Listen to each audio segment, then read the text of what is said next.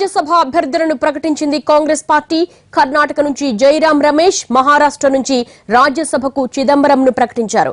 Latest updates మా ప్రతినిధి ప్రసాద్ అడుగుదాం. ప్రసాద్, కాంగ్రెస్ పార్టీ రాజ్యసభ అభ్యర్థుల ప్రకటనపై మీ దగ్గరున్న పూర్తి వివరాలేంటి? ఎవరైనా కొత్త వారి పేర్లు ప్రతిపాదించారా? ప్రధానంగా రాజ్యసభకు సంబంధించి పెద్దల సభలో ఇప్పటికీ కాంగ్రెస్ పార్టీ చాలా బలంగా ఉన్నప్పటికీ కూడా సీనియర్ నాయకులు ఉండాలన్న భావంతోనే కాంగ్రెస్ పార్టీ నాయకత్వం ఈ మేరకు నిర్ణయాలు తీసుకున్నట్టుగా తెలుస్తుంది. ప్రధానంగా కర్ణాటక నుంచి ఆస్కార్ ఫెర్నాండెస్ గానీ, జయరాం రమేష్ గానీ వీళ్ళంతా కూడా సీనియర్లు, గతంలో మంత్రులుగా కూడా పనిచేశారు. అదేవిధంగా కపిల్ సిబాల్ కూడా మంత్రిగా ఉన్నారు, న్యాయవాది, ప్రముఖ న్యాయవాది. చిదంబరం కూడా ఆర్థికవేత్త, అదేవిధంగా న్యాయవాది, అపారమైనటువంటి అనుభవం ఉంది. వీటన్నిటిని దృష్టిలో పెట్టుకుని అలానే అంబికా సోని కూడా పలు రాష్ట్రాలకు ఆమె జనరల్ సెక్రటరీగా పనిచేశారు, చాలా సీనియర్ నాయకురాలు, మంత్రిగా కూడా ఉన్నారు.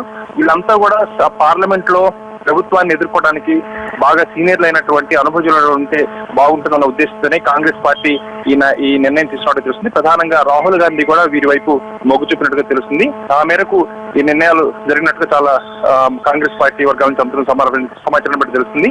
అదేవిధంగా ఛత్తీస్గఢ్ సంబంధించి ఛాయా వర్మ, అదేవిధంగా మధ్యప్రదేశ్ నుంచి వివేక్ సంకా వీళ్ళంతా కూడా సీనియర్ నాయకులు. ఆయా సామాజిక పరిస్థితులను దృష్టిలో పెట్టుకుని, ఆయా రాష్ట్ర అవసరాలను కూడా దృష్టిలో పెట్టుకుని వీళ్ళందరినీ కూడా నిర్ణయం తీసుకున్నట్టుగా తెలుస్తుంది. ఉత్తరాఖండ్ నుంచి ప్రదీప్ తమ్తా వీళ్ళందరూ కూడా పార్టీకి అటు అదేవిధంగా ప్రభుత్వానికి వెన్నుదన్నుగా నిలిచి ఈ కష్టకాలంలో కాంగ్రెస్ పార్టీ చాలా బలహీనంగా ఉన్నటువంటి క్షణాల్లో వీరంతా కూడా ఇటు సభలోను, పార్లమెంట్ లోను, అదేవిధంగా బయట కూడా పార్టీని బలోపేతం చేసేందుకు ఉపయోగపడతారన్న ఉద్దేశంతోనే వీరందరినీ కూడా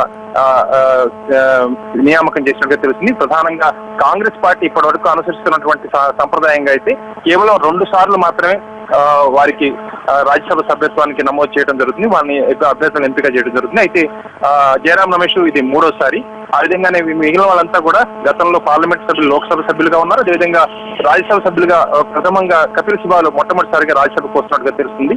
ఆ మేరకు వీళ్ళంతా సీనియారిటీని, వీళ్ళ యొక్క అనుభవాన్ని ఉపయోగించుకోవాలని కాంగ్రెస్ పార్టీ ఈ నిర్ణయం తీసుకున్నట్టుగా తెలుస్తుంది.